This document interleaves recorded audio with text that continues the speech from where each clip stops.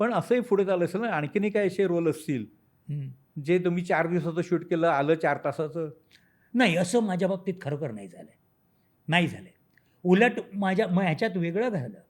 मला 2 दिवसाच्या शूटिंगसाठी बोलावलं होतं, सख्खा सावत्र. मी अच्छा. चित्रपटाचं नाव घेऊन सांगतो. हां. सख्खा सावत्र ना, हे बेटा पिक्चर आलं होतं बघा अनिल कपूरजींचं. इंद्र कुमारचं, हां. अनिल कपूर, माधुरी, हां, हां, अरुणा हां, इराणी. हां, हां. हां, त्याचं थोडंसं मराठी टेक. त्याच्यामध्ये मकरंद अनासपुरे, हां, क्रांती रेडकर, हां, विजय चव्हाण, ते पण नाव माझं विजयानी सुचवलं होतं.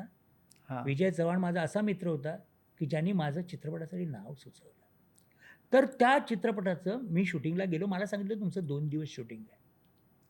तिकडे गेल्यानंतर जो पहिल्याच दिवशी माझा जो सीन झाला, मी त्यात त्या अनिल कपूरच्या वेड्या वडिलांची भूमिका ज्याच्यावर इंजेक्शन देऊन त्याला वेडं केलेलं असतं. ते जे दिग्दर्शक राजेश पाटोळे, ते एवढे खुश झाले. तेही खूप छान डिरेक्टर. ते म्हणाले, "अरे विजयजी सर तुम्हाला पुढे 2-3 दिवस वेळ आहे ना?" म्हटलं, "आहे." ते काहीच नव्हतं माझ्याकडे. ते माझं 2 दिवसाचं काम 8 दिवस झाले आणि मला सगळ्यात जास्त चांगलं मानधन त्या चित्रपटाच्या निर्मात्याने पण दिलं. आता हे तुम्ही मानधन दिलं म्हणालात आणि पैसे किती बुडाले सिनेमा क्षेत्रात? सिनेमा क्षेत्रात माझे फक्त 2 चित्रपटांचे पैसे मिळाले नाहीत आणि मी त्याच्या मागे गेलो नाही. सीरियलमध्ये तर खूप सीरियलचे पैसे नाही मिळाले. का? पण आपल्याकडे काही ॲग्रीमेंट नसतं.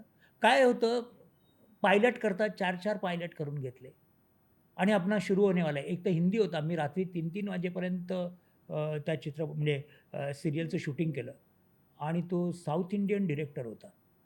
पैसे नाही आणि मी खरं सांगू दिलीपजी, अ, जर आपल्याला तो माणूसच माहीत नाही तर आपण काय करायचं? आणि आपल्या इंडस्ट्रीमध्ये ॲग्रीमेंट वगैरे कुठे असतं काही फार सगळ्या अजून नाही. आपण नाही, नाही. कॉर्पोरेट युगामध्ये येऊन आहे, पोहोचलोय. आहे. पण आता अजूनही मला वाटतं मराठी आता मला गेल्या 5-7 वर्षातलं माहीत नाही. कारण मी खरोखर काही तसं केलेलं नाही आहे सीरियल वगैरे. तर त्यामुळे त्याची मला कल्पना नाही आहे. पण चित्रपटात माझे पैसे तसे नाही बुडले. पण 2 चित्रपटाचे बुडले. 2 चित्रपटाचे त्यांनी मी काही त्यांच्याकडे गेलोही नाही. सीरियलचे 3-4 सीरियलचे पैसे बुडले. पण बुडवण्याची पद्धत काय असते? नाही हे काय व्हिशियस सर्कल आहे. हाही तुम्ही खूप चांगला प्रश्न विचारलाय. जर लोकांपर्यंत पोहोचला ना, विशेषतः कलाकारांपर्यंत. लक्षात घ्या आज चॅनल्स एवढे झालेले आहेत आणि त्यांना सॉफ्टवेअर पाहिजे. हां. सॉफ्टवेअर कोण पुरवतं? निर्माते पुरवतात.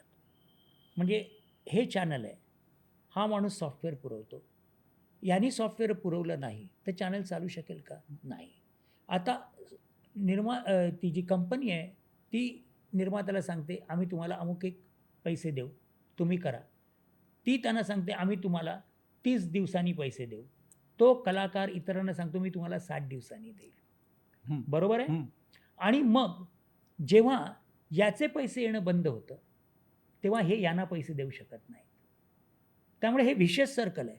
पूर्वी जेव्हा मी आलो तेव्हा, मी माझ्यापुरतं बोलतो, तेव्हा पर डे याचा अर्थ होता त्या दिवशी संध्याकाळी तुमच्या हातात तुमचे पैसे मिळणार.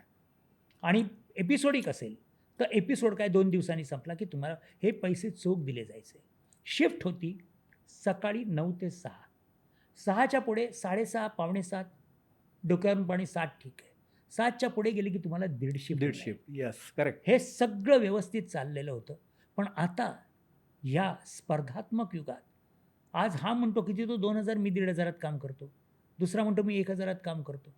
आणि मग आपल्याला 30 दिवसाचं काम आहे ना, मग थांबूया 60 दिवस. 60चे 90, मग 90चे 180 आणि मग जे मी व्हिशियस सर्कल बोलतो, की प्रॉडक्शन हाऊसला पैसे मिळत नाहीत.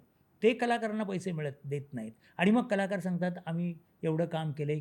त्यापेक्षा जर सर्व कलाकारांनी खऱ्याअर्थी एकी केली, की आमची नियमावली फिक्स असली पाहिजे.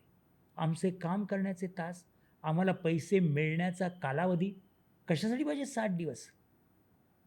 ज्यांनी सुरू केलंय त्यांना सॉफ्टवेअर पाहिजे आहे ना, त्यांनी इन्व्हेस्टमेंट करावी. कलाकारांना 120 दिवस टांगणीला ठेवून तुम्हाला तुमचं जर चॅनल चालवायचं असेल, तर ते आम्हाला त्याच्यात रस नाही. ही जेव्हा भूमिका घेतली जाईल ना, त्या सगळेच सुखी होतील. याचा अर्थ मी असं नाही म्हणत आहे, की चॅनल्सनी वाईट दिवस काढावेत. त्यांनी त्यांच्याकडे तो एक आपण बिझनेस करतो. हा तर त्या बिझनेसच आहे. बिझनेससाठी आपण सर्टन अमाउंट फिक्स करतो की हाही नाही? बिझनेस आहे ना. मग हाही बिझनेस आहे. त्या बिझनेसची अमाऊंट, त्याच्यामध्ये जी गुंतवणूक आहे ती तुमची तुमच्याकडे असायला पाहिजे.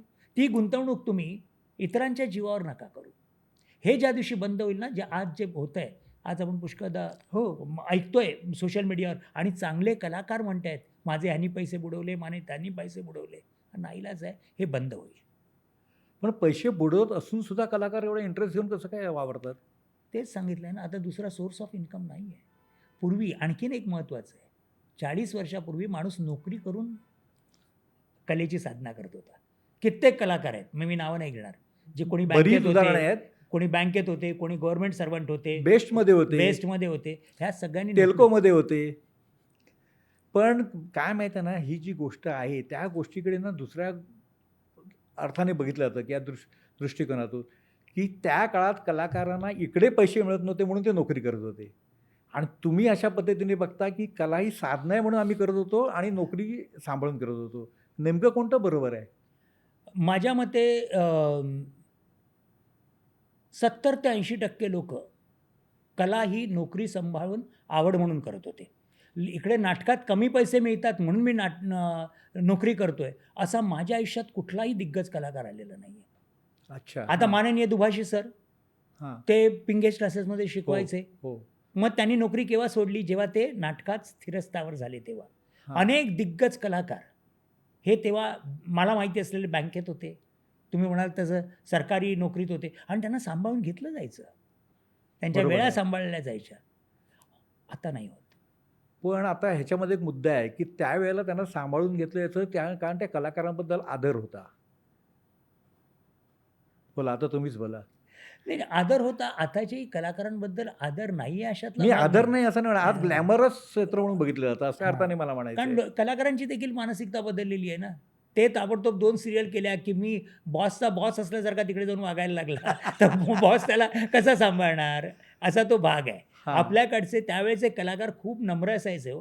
अहो, मी आजही एखाद्या ह्याच्यात गेलो, हॉस्पिटलमध्ये गेलो, म्हणजे कुठलंही सरकारी हॉस्पिटल असेल, KEM असेल, JJ असेल, सायन असेल, आजही मला मानाने मराठी कलाकार म्हणून वागवलं जातं.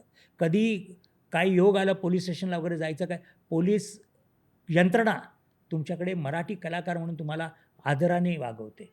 हे आजही मराठी, मी म्हणतो नाट्य कलाकाराला मिळणारा आदर आहे. हां. तेवढा आदर तुम्हाला सिरियल आणि चित्रपटाच्या कलाकारांना मिळतो की नाही मला माहीत नाही. पण मराठी नाट्य कलाकाराला मात्र तुम्ही कुठेही जा, तुम्हाला आदराने आणि प्रेमानेच वागवलं जातं. मराठी मनोरंजन सृष्टीमधील मालिका, चित्रपट, नाटक तसेच कलाकारांबद्दलच्या नवीन अपडेट्स जाणून घेण्यासाठी नक्की सबस्क्राईब करा इट्स मज्जा मराठी या आपल्या नवीन यूट्यूब चॅनलला.